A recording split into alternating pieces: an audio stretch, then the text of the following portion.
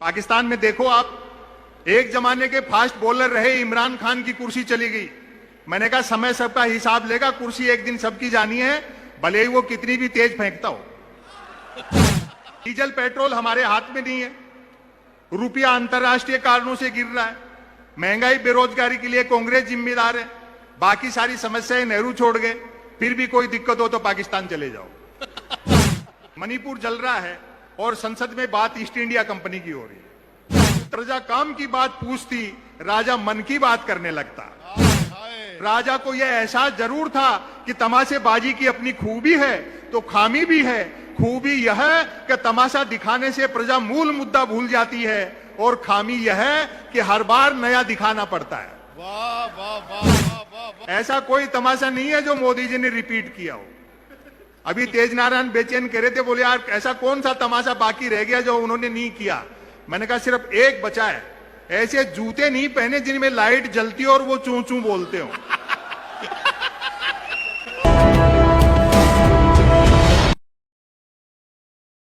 महंगाई, बेरोजगारी, ये सारे भारत जोड़ो यात्रा के मुद्दे थे। अभी तो आपने देखा कि पूरी दुनिया जो है वो कॉरपोरेट के दबाव में। मैंने राहुल जी से भी ये बात की थी यात्रा के दौरान कि पूरी दुनिया का फॉर्मेट देखो, एक नेता और दो पूंजीपति, चाइना को छोड़ करके। लेकिन अब चीजें सामने आ रही हैं। उस लंका तक की हालत खराब है जो किसी जमाने में सोने की चिड़िया, वो पूरी सोने की थी, हम तो सिर्फ चिड़िया थे। और अभी कह रहे थे रासबिहारी गौड़, बोले संपत सरल जी, पाकिस्तान में देखो आप, एक जमाने के फास्ट बॉलर रहे इमरान खान की कुर्सी चली गई। मैंने कहा समय सबका हिसाब लेगा, कुर्सी एक दिन सबकी जानी है, भले ही वो कितनी भी तेज फेंकता हो।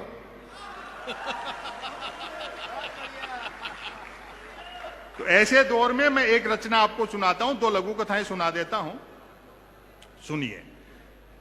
10 साल से कैसेट बज रहा है, वो आपने देखा।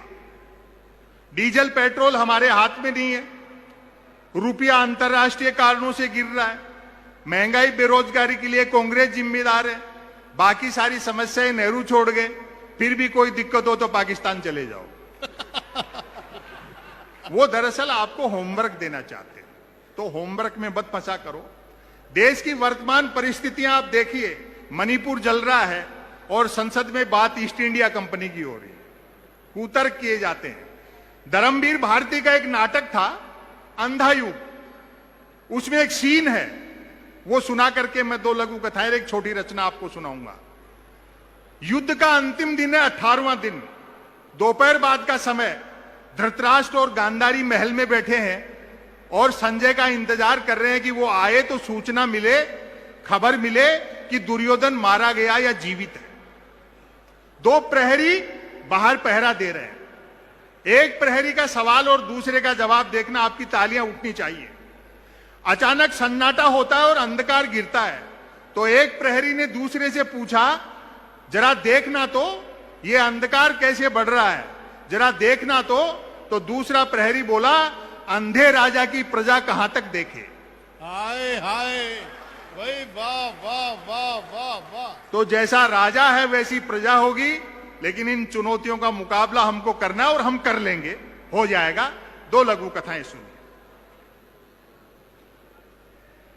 मीडिया के लोग यहां बैठे हैं, नहीं होंगे, होते तो भी नहीं दिखाते, उनसे आशा भी क्या करनी, वो दबाव में है बेचारे, वो भी क्या करें। लघु कथा का शीर्षक है ब्रेकिंग न्यूज। एक खबर को कैसे तानते हैं। आत्मनिर्भर नामक राज्य में डिजिटल क्रांति भले ही होने को थी, पर न्यूज क्रांति होनी थी। न्यूज चैनल खबरें तलाशते नहीं, गढ़ते थे और देते नहीं, फैलाते थे। ब्रेकिंग न्यूज की तो मारामारी रहती थी। अब कथा यहां से शुरू होती है। एक दिन जो ही राजा नहाकर स्नान घर से निकला, त्यों ही एक न्यूज चैनल ने ब्रेकिंग न्यूज दागी, राजा नहाया। दूसरे न्यूज चैनल ने खुशी जाहिर की, राजा आज भी नहाया। तीसरे न्यूज चैनल ने अटकलें लगाई, राजा क्यों नहाया। चौथे न्यूज चैनल ने नई जानकारी दी, राजा पहली बार नहाया। पांचवें न्यूज चैनल ने आत्मनिर्भरता की पुष्टि की, राजा खुद नहाया। और अब की आपकी तालियां उठेंगी, छठे न्यूज चैनल ने रहस्योद्घाटन किया, राजा पानी से नहाया। सातवें न्यूज चैनल ने ब्रेकिंग न्यूज में गर्मी भरी, राजा गर्म पानी से नहाया। आठवें न्यूज चैनल ने स्थिति और साफ की, राजा साफ पानी से नहाया। नौवें न्यूज चैनल ने गुप्त जानकारी दी, राजा स्नान घर से नहाया। और अंतिम है 10वें न्यूज चैनल ने राहत भरी ब्रेकिंग न्यूज चलाई, राजा आज तो नहाया। ऐसी एक लघु कथा सोशल मीडिया पे बड़ी चलती है, आप लोग सुनते भी हो। इस कथा पर मैंने एक पूरा नाटक भी लिखा है जो थोड़े दिन बाद सामने आएगा। शीर्षक देखें, तमाशेबाज राजा। तमाशेबाज राजा, ध्यान से सुना, बहुत अच्छा सुन रहे हैं। अच्छा है। राजा छटा हुआ तमाशेबाज था। वह अपनी प्रजा के मनोविज्ञान से अवगत था कि अमीर गरीब ज्ञानी अज्ञानी कोई हो, सब तमाशा घुस के देखते हैं। उसे पता था कि तमाशेबाजी से एक बार प्रजा के सम्मोहित होते ही राजा प्रजा में सदा के लिए ऐसी ट्यूनिंग बन जाती है कि राजा सिर पीटने की बात भी कहे तो प्रजा तालियां पीटने लगती है। हाय हाय हाय हाय हाय हाय। राजा ने सुशासन के लिए तमाशाई शैली अपनाई। प्रजा ने साफ पानी के लिए आवाज उठाई। राजा ने बहती नदी पर हवाई जहाज तैरा दिया। खाली हाथों ने काम मांगा।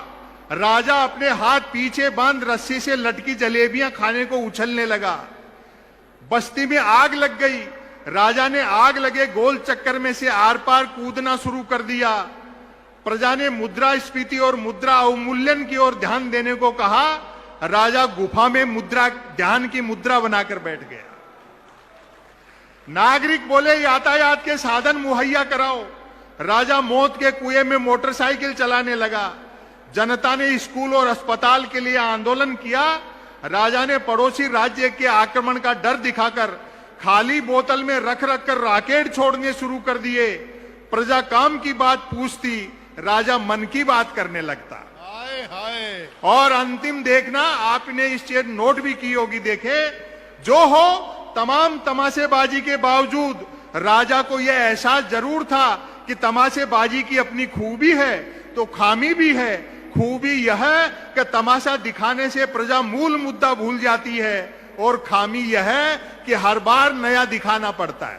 वाह वाह वाह वाह वाह वाह वाह। ऐसा कोई तमाशा नहीं है जो मोदी जी ने रिपीट किया हो। अभी तेज नारायण बेचैन कह रहे थे, बोले यार ऐसा कौन सा तमाशा बाकी रह गया जो उन्होंने नहीं किया। मैंने कहा सिर्फ एक बचा है, ऐसे जूते नहीं पहने जिनमें लाइट जलती और वो चू चू बोलते हो।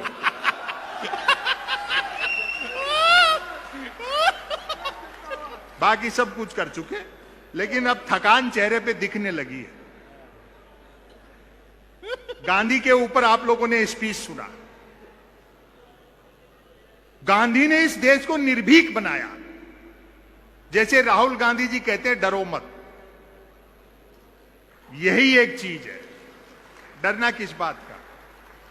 दो चीजें साहब, यह सिर्फ राजनीतिक समस्या नहीं है, आपको अर्थव्यवस्था समझनी होगी। दो चीजें, बाजार और बाजारवाद, दोनों में अंतर बताता हूं जिसको सिर्फ गांधी समझते थे।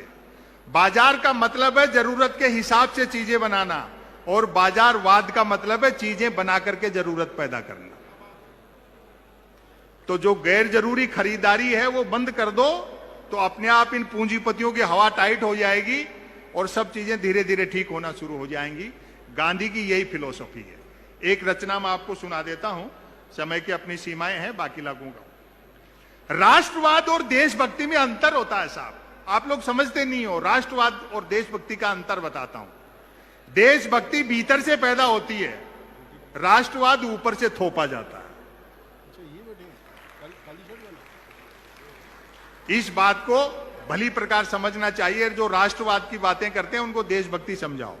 हालांकि धीरे धीरे चीजें अपने आप खुद ही समझ जाएंगे। बेरोजगारी है, महंगाई है, अकल तो उनको भी आनी है। कब तक सारी चीजें चलेंगी। एक रचना मैं आपको सुनाता हूं, शीर्षक सुनकर के आप ताली बजा देंगे। अभी प्यार मोहब्बत की भी बातें की, आप नौजवान हो, उम्र का प्रभाव होता है, किस रास्ते पर जाना है और आपके हथियार कैसे होने चाहिए, आपके साधन कैसे होने चाहिए साध्य तक पहुंचने के लिए, वो सब चीजें भी एक बारीक पतरी डोरी पर चलने वाली उम्र है ये। एक जमाना था जब मैं भी प्यार प्रेम की कविताएं लिखता था, जब तक अक्ल दाढ़ नहीं निकली थी। उबासी के बहाने भी किसी लड़की के दांत दिख जाते तो मैं 5-7 गजलें लिख मारता था, भले ही वो उबासी मुझको देख करके ले रही होती थी। और एक निवेदन कर दूं, बहनें यहां बैठी हैं, प्रकृति के, कुदरत के, सृष्टि के नियम बदल सकते हैं, औरत के प्रति पुरुष की मानसिकता नहीं बदल सकती। बात अच्छी लगे तो समर्थन करना, मर्द की फितरत होती है। अर्थी के रास्ते में भी औरत मिल जाए तो 80 साल का मुर्दा भी वाइब्रेशन मोड पर आ जाता है। लेकिन इतना भी तय है कि शादी होते ही प्यार का बुखार उतर जाता है। जैसे ही ब्याह की कुनेन खाई, प्यार का मलेरिया गायब। मेरे एक मित्र ने प्रेम विवाह किया, नाम नहीं बताऊंगा वरना आप समझ जाओगे, रमेश मुस्कान के लिए कह रहा हूं। प्यार के दौरान जिस लड़की के साथ जो कंकर झील में फेंके थे, शादी के बाद दाल में निकल रहे हैं। और ताली तो इस बात पर बजाओगे, जिस लड़की को लेकर भागा था अब उसको देखते ही भागता है। शादी के 3 दिन बाद मिला, मैंने कहा नया नया प्रेम विवाह किया, पत्नी को लेकर सिनेमा जा, सैर सपाटा करके मंदिर मंदिर भटकता है। बोले भाई साहब सुना है जोड़े ईश्वर बनाता है, बस उसी को ढूंढना है। ये बहुत त्याग और समर्पण का काम है। प्यार मोहब्बत में आदमी को अपना कैरियर तक दांव पर लगाना पड़ता है। मैं ऐसे कई को जानता हूं जो अपने प्यार प्रेम के दौरान बड़े अन्य रहते थे, लेकिन धीरे धीरे उनको अक्ल आ गई। ये सब चीजें, ये शोशेबाजी, परिवार की, कैरियर की, सब चीजों की चिंता रहनी चाहिए। समय बदल गया, समा का स्थान ट्यूबलाइट ने ले लिया। परवाना जलने की गरज से जाता है तो छिपकली खा जाती है। तो जो बुनियादी चीजें हैं उन्हीं में आदमी का मन रमना चाहिए, और कोई पद की ऐसी लालसा नहीं रहनी चाहिए। हम जिस काम के निमित्त हैं, लोकतंत्र पर बड़ा खतरा है। जिस तरह का वैमनस्य की जहर इन्होंने भर दिया है, उस सब से निपटने के लिए ये सब चीजें त्याग करके काम में जुटना है। आप जुटे हुए हैं, हम इस लड़ाई को जीतेंगे। जुड़ेगा भारत, जीतेगा इंडिया। एक रचना मैं सुना देता हूं आपको, मन की बात, ध्यान से सुनना। कोई कुछ भी बात करे, बात कुल 2 ही प्रकार की होती हैं, एक काम की बात और दूसरी मन की बात। यदि आप मेरी इस बात से सहमत नहीं हैं तो फिर आपकी अलग बात। यूं तो बात काम की हो या मन की होती, दोनों बात ही हैं, लेकिन दोनों में बेसिक डिफरेंस ये होता है कि काम की बात में मन नहीं होता और मन की बात में काम। हाय हाय। असल में तो मन की बात की ही इसलिए जाती है ताकि काम की बात नहीं करनी पड़े। हाय हाय। मन की बात कुछ कुछ वैसी ही होती है जैसे सदैव 2 व्हीलर चलाते रहने वाले के कभी 4 व्हीलर हाथ लग जाए तो वह खाली सड़क पर भी हॉर्न बजाते हुए चलता है। मन की बात एक तरफा होती है, जैसे देवता वगैरह मूड आने पर आकाशवाणी कर दिया करते थे। मन की बात एक प्रकार का मौखिक प्रसाद होती है, जिसे पाने के लिए भक्तों को हाथों के बजाय कान फैलाने होते। वाह वाह। मन की बात बिना विषय की होती है, क्योंकि वह मन की बात होती है। यदि भूले भटके मन की बात किसी विषय पर आ भी जाए तो भी कोई माई का लाल अंत तक नहीं पकड़ सकता कि मन की बात आखिर हो किस विषय पर रही है। हाय हाय। अब आप देखें, काम की बात अपने काम से काम रखती है, जबकि मन की बात का प्रचार करना पड़ता है कि फला तारीख को इतने बजकर इतने मिनट पर मन की बात होगी।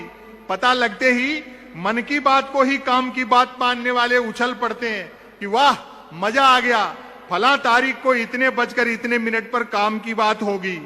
काम की बात सुनी न जाए तो अच्छी खासी काम की बात भी मन की बात होकर रह जाती है, जबकि मन की बात को सुनने वाले मिल जाएं तो बात कोरी मन की बात होने के बावजूद बड़े काम की बात बन जाती है। वाह। अब व्यंग देखें आप, वैसे सुनने वाले न मिले, समर्थन करना, वैसे सुनने वाले न मिले तो मन की बात दीवारों से भी की जा सकती है, क्योंकि मन की बात करने वाले ने सुन रखा होता है कि दीवारों के भी कान होते हैं। और अब तालियां उठाना, बल्कि वह तो यह तक मानकर चलता है कि जिनके कान होते हैं वे दीवार ही होते हैं।